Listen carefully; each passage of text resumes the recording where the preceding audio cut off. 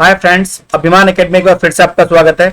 और पहले हम आज के सेशन में रिवीजन करते हैं लास्ट 3 क्वेश्चन का, उसके बाद फिर आज का सेशन शुरू करते हैं, क्योंकि देखिए रिवीजन भी बहुत जरूरी है। पहले मैं देखता हूं कि लास्ट 3 क्वेश्चन के आंसर कौन कौन बच्चे सही देते हैं। चलिए शुरुआत करते हैं। पहला हमारा क्वेश्चन था ग्रीन हाउस गैस प्रोटोकॉल क्या है। तो देखिए green house gas protocol number 1, यह सरकार और व्यवसाय को नेतृत्व देने वाली व्यक्तियों के लिए ग्रीन हाउस गैस का उत्सर्जन को समझने, परिणाम निर्धारित करने और प्रबंधन हेतु एक अंतरराष्ट्रीय लेखाकरण समाधान है। तो यही सही है, ग्रीन हाउस गैस प्रोटोकॉल यही है ना। पहला इसका आंसर हो जाएगा। अगला हमारा क्वेश्चन है बहुत इंपॉर्टेंट कि पर्यावरण और इकोलॉजी पारिस्थितिकी का जैविक घटक क्या है ना। मृदा है, जल है, वायु है और वनस्पति है। तो देखिए इन्वायरमेंट और इकोलॉजी का जैविक घटक है वनस्पति। ये इसमें आप देख रहे होंगे किस तरीके से एक जीव दूसरे जीव के ऊपर डिपेंडेंट है। अगला हमारा रिवीजन का जो जहां तक देखिए इकोलॉजी के बारे में बात चली है, तो इकोलॉजी के बारे में मैं आपको थोड़ा सा बता देता हूं। इकोलॉजी अर्थात परिस्थिति को जर्मन ओकियोलॉजी वर्ड से बना है और 1866 में जर्मन जीव वैज्ञानिक अर्नेस्ट हैकेल ने इसको यूज किया था अपनी पुस्तक जनरल मॉर्फोलॉजी द ऑर्गेनिज्म, है ना। जनरल मॉर्फोलॉजी द ऑर्गेनिज्म, इस पुस्तक में इन्होंने सबसे पहले वर्ड यूज किया था। और जहां तक हिंदी में इसको बात कहें हम, तो जीव विज्ञान व भूगोल की एक ये शाखा है। जीव समुदाय और उसके वातावरण के साथ साथ पारस्परिक संबंधों को ये अध्ययन करते हुए बताती है। प्रत्येक जंतु और वनस्पति एक निश्चित वातावरण में रहता है। पारिस्थितिज्ञ इस तथ्य का पता लगाने के लिए जीव आपस में पर्यावरण में किस तरह क्रिया करते हैं, इसी की जटिल संरचना को ये एनवायरमेंट बायोलॉजी भी इसको कहते हैं। इसमें व्यक्ति, जनसंख्या, समुदाय और इकोसिस्टम का अध्ययन किया जाता है। काफी इंपोर्टेंट लाइन है ये वाली। और अगला क्वेश्चन है पर्यावरण और परिस्थिति का भौतिक घटक क्या है। देखिए जैविक घटक तो वनस्पति था, भौतिक घटक पूछा है वो है प्रवाहित जल, बहता हुआ जल। जब बात जल के बारे में चल रही है तो बता दें मानव शरीर में 70% पानी है ना। और मानव वजन में 60 किलो के शरीर में 60 किलो का अगर किसी की बॉडी है तो 11 गैलन पानी है। 2-3 लीटर पानी का छोटा सा भी अगर नुकसान हो जाए तो डिहाइड्रेशन होता है, उसको निर्जलीकरण कहते हैं। मानव शरीर के लिए विशेष रूप से पानी बेहद महत्वपूर्ण है। आज हम पानी के साथ हर दिन काम की मात्रा को चित्रित कर सकते हैं और बुनियादी आवश्यकता है। अब क्वेश्चन है जल चक्र क्या है, what is the water cycle, है ना। और तो पानी पृथ्वी पर विभिन्न पहलुओं एक विस्तृत श्रृंखला में निभाता है। कुछ आइस कैप्स में सॉफ्ट है और पहाड़ों और हिमनदों में पाया जाता है। झीलों और धाराओं के भूमिगत में, कुछ हवा में, वास में पाया जाता है। फिर भी पृथ्वी का पानी एक बहुत बड़ा हिस्सा समुद्र में है। इस तरीके से ये जल चक्र जो है चलता रहता है, बादल बनके और नीचे गिरता है। अब शुरू करते हैं आज का सेशन। देखिए ओरण किसे कहते हैं। ओरण पवित्र पादप है, पवित्र जंतु है, पवित्र पर्वत है, पवित्र वन है।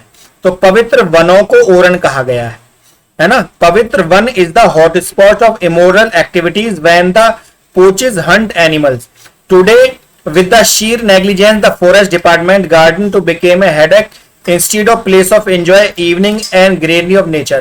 मतलब मानव समुदाय जो शाम के टाइम घूमने आ जाता है ग्रीनरी और नेचर के साथ, वही सबसे ज्यादा हमारे पवित्र वनों को नुकसान पहुंचा रहा है। ये आज के समय में बड़ा संकट यहाँ पर बना हुआ है।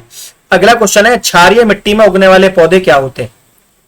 जो मिट्टी नमकीन होती है क्षारीय, उसमें पैदा होने वाले पौधों को हेलोफाइट कहते हैं। आप देख भी सकते हैं बहुत छोटे छोटे पौधे होते हैं।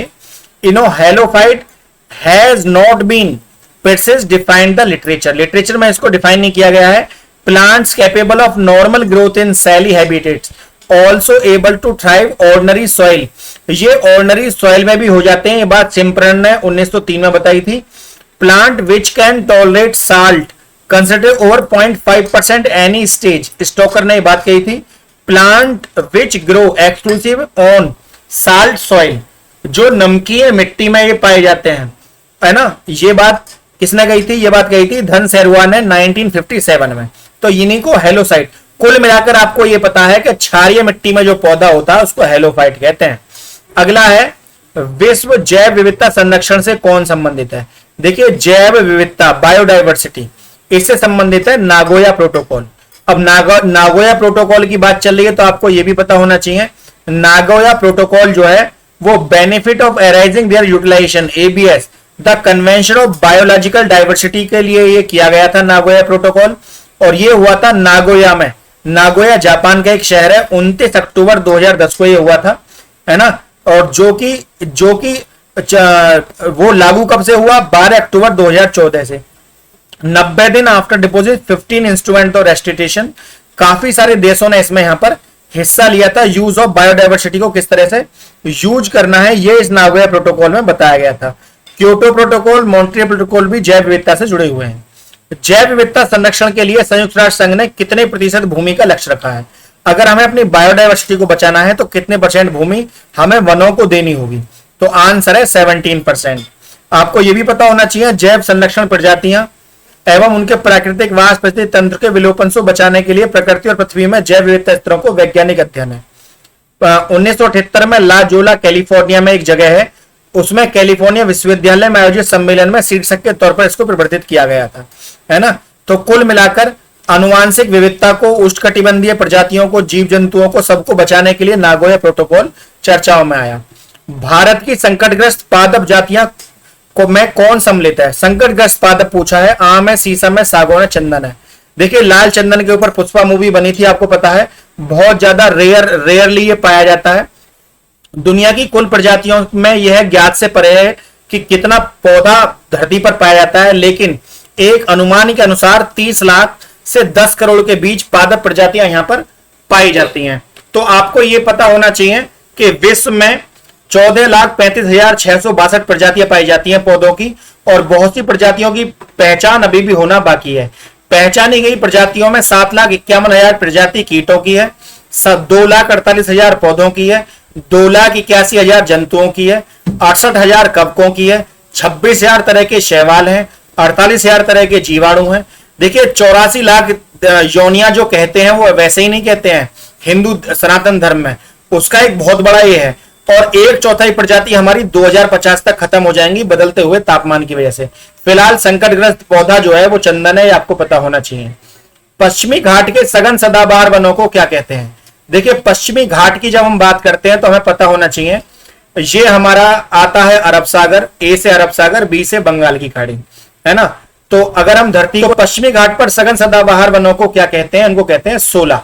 अब बात पश्चिमी घाट की चल रही है तो हमें यह भी पता होना चाहिए, यह पर्वत श्रृंखला उत्तर से दक्षिण तक 1600 किलोमीटर तक लंबा है। 2012 में इसको यूनेस्को ने पश्चिमी घाट को 39 विश्व धरोहर स्थलों में शामिल किया था 2012 में।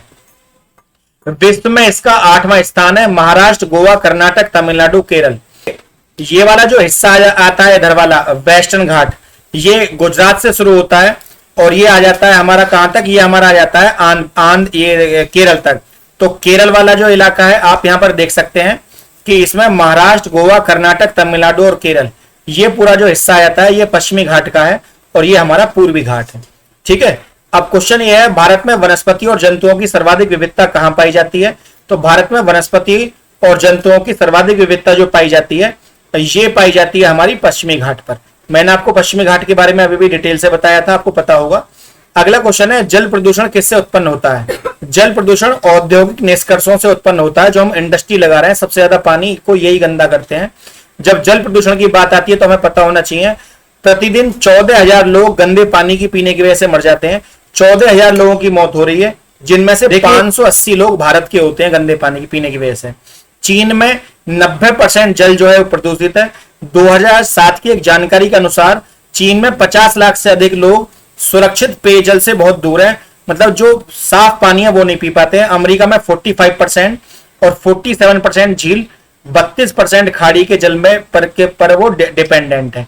2007 में दिए गए बयान के अनुसार चीन की 7 नदी में जहरीला पानी है जो त्वचा को भी हानि पहुंचा रहा है। तो चीन कहीं ना कहीं पर्यावरण का एक तरह से दुश्मन बन गया है। अगला क्वेश्चन है, काजीरंगा नेशनल पार्क कहां है?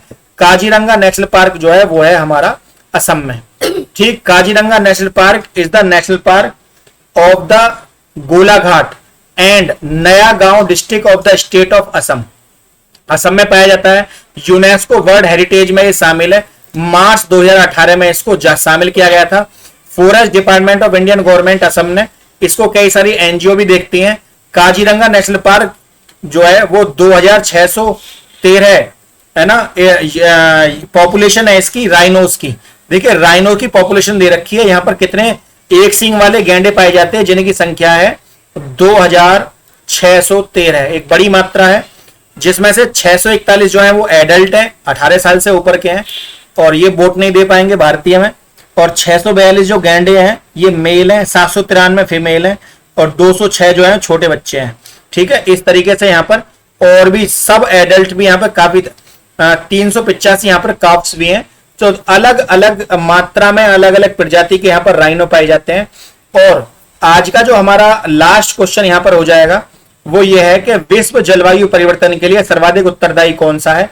तो ग्रीन हाउस गैसों में जो वृद्धि हो रही है, लगातार हमारा पानी जो है वो जमीन पर आकर गिर रहा है गर्मी की वजह से, जलवाष्प में जो मात्रा पानी की होनी चाहिए, हमारे इन्वायरमेंट में जो पानी की मात्रा होनी चाहिए वो नहीं है, वो पानी जमीन पर आ रहा है गर्मी की वजह से, और जिसकी वजह से धरती का तापमान भी बढ़ रहा है और आसमान का तापमान भी बढ़ रहा है।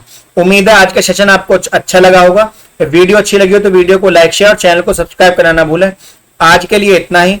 जय हिंद, जय भारत।